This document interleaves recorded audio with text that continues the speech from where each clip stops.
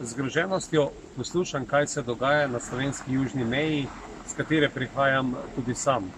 To, kar se dogaja v Beli krajini, Posavju, tudi v okolici Ilirske Bistrice, je nesprejemljivo in zadnji čas je, da vlada preneha z tem zavajanjem, da uspešno varuje južno mejo.